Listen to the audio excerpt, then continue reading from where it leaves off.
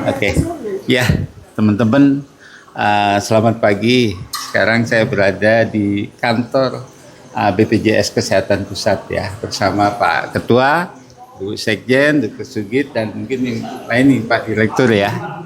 Baik, Pak Ketua, tadi pertemuan dengan Pak Direktur BPJS Kesehatan, sebenarnya apa yang mau dibawa dan diharapkan dari BPJS Kesehatan untuk PDUI? Silakan Pak Ketua.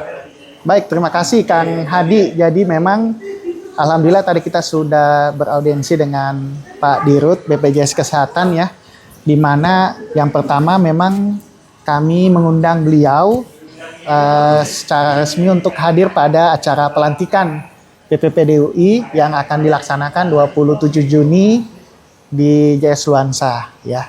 Itu yang pertama. Yang kedua, tentu kami menggunakan momen yang sangat baik ini untuk menyampaikan beberapa usulan ya. Antara lain yang pertama itu terkait penguatan promotif preventif pastinya ya. Kami dokter umum siap dalam ikut serta dalam penguatan promotif preventif ini.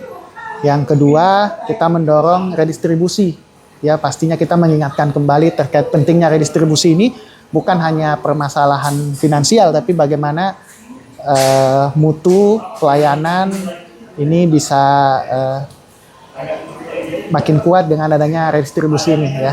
Dan juga pemerataan kapitasi wilayah, utamanya di daerah-daerah terpencil. Nah ini kita dorong agar tentu ada perhitungan khusus ya buat teman-teman FKTP yang di wilayah-wilayah terpencil, karena tentu kalau normalnya pesertanya pasti sedikit ya. Jadi tentu perlu ada kebijakan khusus terkait FKTP di wilayah-wilayah terpencil ini ya.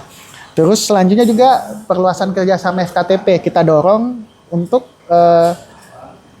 mempermudah ya adanya kerjasama FKTP dengan BPJS Kesehatan. Kita tekankan bahwa makin banyak FKTP yang bekerja sama itu tidak akan membebani pembiayaan ya, tapi malah meningkatkan aksesibilitas peserta untuk mendapatkan pelayanan kesehatan. Jadi kita dorong itu ya. Selanjutnya kita juga dorong penguatan kapasitas FKTP untuk menekan angka rujukan yang tinggi. Jadi kita tidak boleh melihat hanya satu sisi bahwa rujukan itu tinggi karena misalnya kompetensi dokternya yang kurang. Ya, ada banyak faktor, bisa juga karena keterbatasan obat, sarana prasarana, bahkan sampai permintaan pasien sendiri ya. Tapi prinsipnya adalah kita dorong penguatan kapasitas FKTP agar angka rujukan tadi bisa kita tekan ya. Dan juga terakhir kami dorong agar ada forum komunikasi yang rutin antara BPJS Kesehatan dengan PDUI selaku perhimpunan profesi untuk dokter umum ya, karena kita tentu adalah dokter umum ini adalah gatekeeper ya. Dokter umum ini penting untuk menekan rujukan tadi. Dokter umum ini adalah orang pertama yang bersentuhan dengan pasien pada pelayanan kesehatan. Jadi kita butuh komunikasi yang rutin lah dengan BPJS Kesehatan agar kami juga bisa membagi hal-hal yang didapatkan di lapangan secara langsung ya. Nah, selain itu kita punya komitmen ya untuk menjadi mitra strategis ini. Prinsipnya adalah untuk keberlanjutan JKN ya, di mana tadi penguatan layanan primer, itu kemudian pengendalian rujukan dan peningkatan mutu pelayanan ini berujung pada sustainabilitas ya, keberlanjutan dari JKN. Karena tadi kita sama-sama tahu data selalu kita lihat bahwa pembiayaan pelayanan primer itu masih sangat minim ya, 15-20%. Padahal kita sama-sama tahu kalau pembiayaan primer ini harus ditingkatkan agar tadi ya menekan pembiayaan sehingga defisit yang terjadi itu bisa kita minimalisir atau bahkan kita hindari. Mungkin itu Kang Hadi kalau dari saya. Baik. Tadi saya minta tambahan dari Bu Sekjen, lulusan 20.000 itu sebetulnya bagaimana yang disampaikan Dr. Tati ini kepada BPJS, harapannya apa ya? Terima kasih Kang Hadi.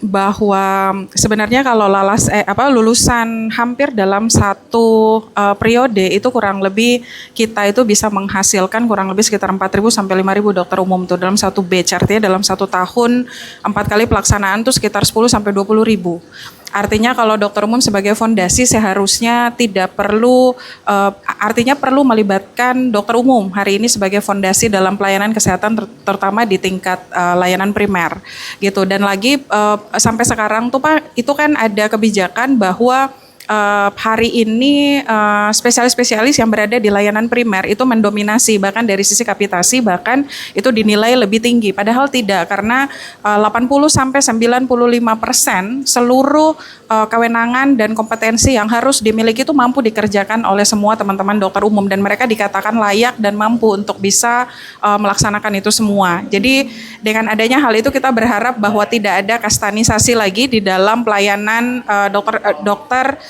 dalam pelayanan fasilitas kesehatan di tingkat primer, dan kita berharap teman-teman GP ini menjadi salah satu mitra yang paling utama untuk menjalani core JKN yang kita harapkan bisa universal health coverage itu bisa sampai.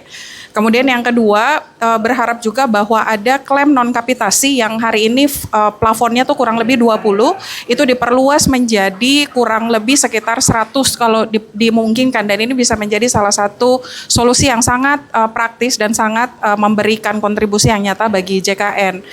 Di tahun-tahun sebelumnya atau di 5 tahun, 10 tahun terakhir ini adalah pendeknya plafon non kapitasi itu membuat banyaknya rujukan tinggi dan tidak ada pekerjaan-pekerjaan yang sifatnya intervensi ataupun prosedur klinis gitu. Jadi setidaknya dalam tahapan ke depan PDUI kita akan mengawal di sini untuk memperluas itu, dan kita berharap teman-teman GP bisa dikuatkan dari sisi diferensiasi kompetensi dan pengembangan kompetensinya agar mampu dan layak bisa mengembangkan fasilitas kesehatan tingkat primer yang menjadi satu core tertinggi dari pelaksanaan JKN di Indonesia. Mungkin itu Kang Hadi, terima kasih.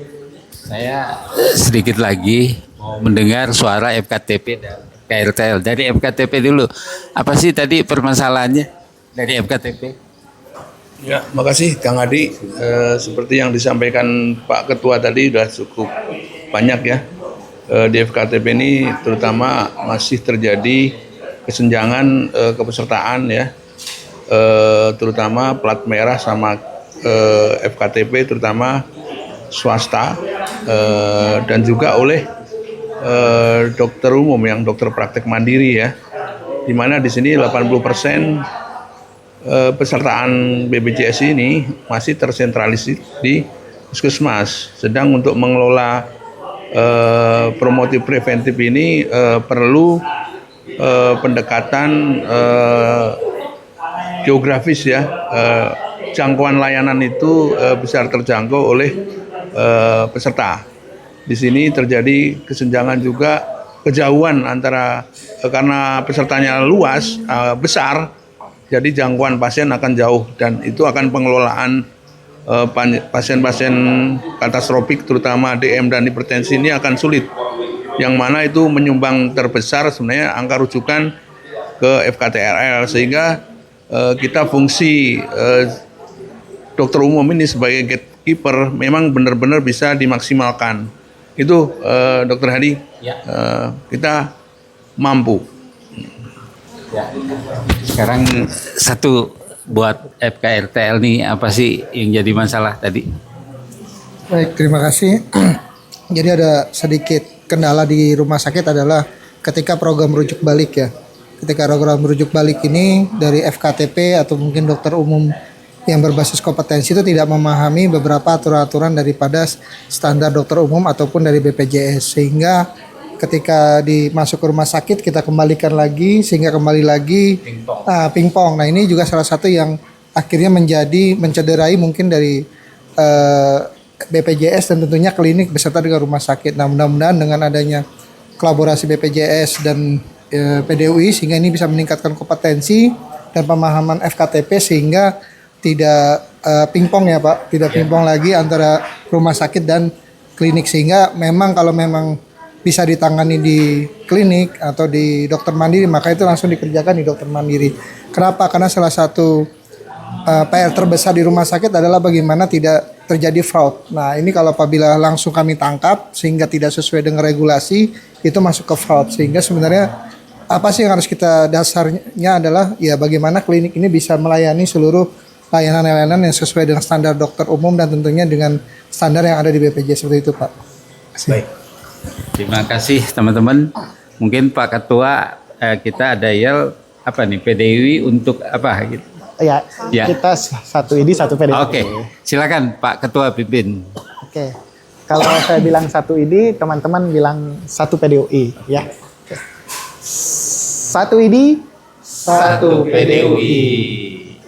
Ya, terima kasih Kang Hadi Konsien dari BPJS Kesehatan. Terima kasih.